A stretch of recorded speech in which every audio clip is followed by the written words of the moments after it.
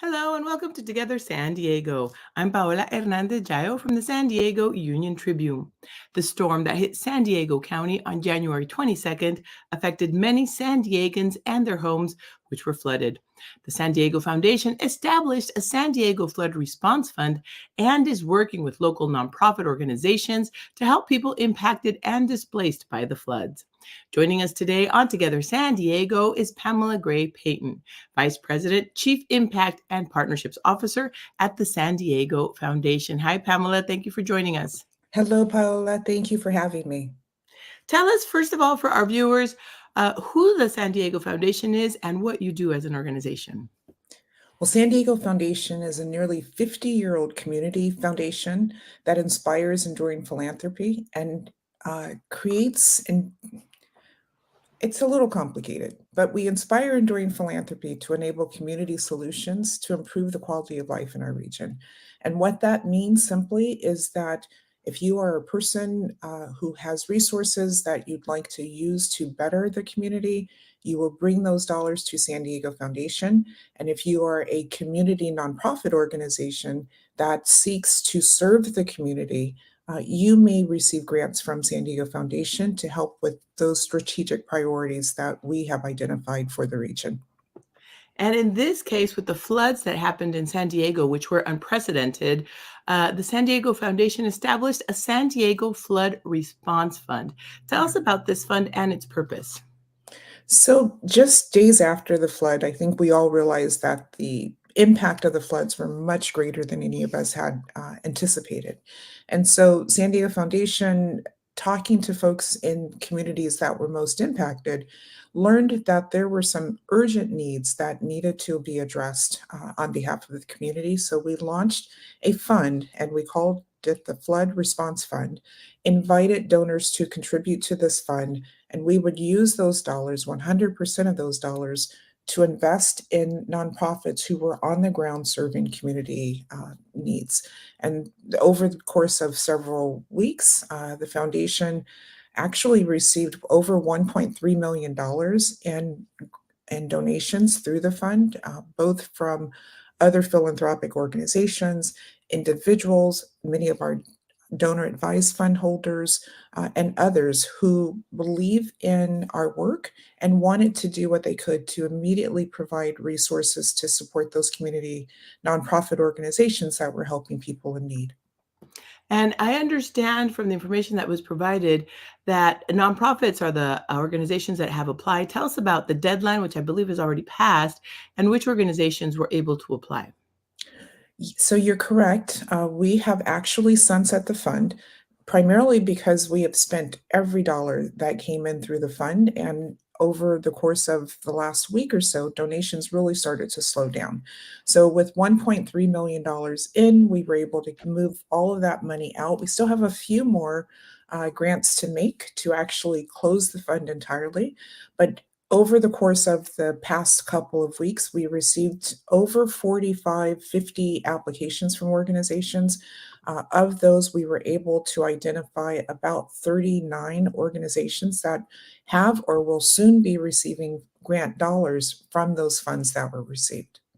As we're speaking, I'm sharing some of the photographs here. Tell us what we're seeing on screen. I see that you partnered with the YMCA to help those affected by the floods and the storm. Yeah, you asked a question about who some of the nonprofit partners were that we worked with over the course of the last month. And the YMCA of San Diego County, and specifically the Jackie Robinson YMCA, has been a critical partner. A lot of the images that you're seeing were taken at their facility, the Jackie Robinson Y facility, where donations were received and provided to members of the community who had lost everything. It has been extraordinary seeing how the Jackie Robinson Y has mobilized other community partners in the community to help with everything from food preparation and distribution to cleaning muck out of people's homes to really serve folks who were displaced immediately after the floods with temporary housing vouchers that we were able to provide with to them from the grant dollars that we received.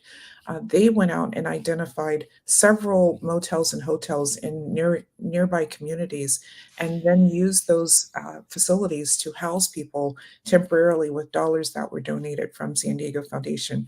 We also had a great partnership with SBCS, which has also done the same thing. They've helped a number of folks, hundreds of households with temporary housing vouchers. And over the last couple of weeks, somewhere around the 14th, 15th of February, many of those folks were converted to a program that the county has administered, as well as some who received housing assistance from the city. And those vouchers are going to provide them with housing for about a month.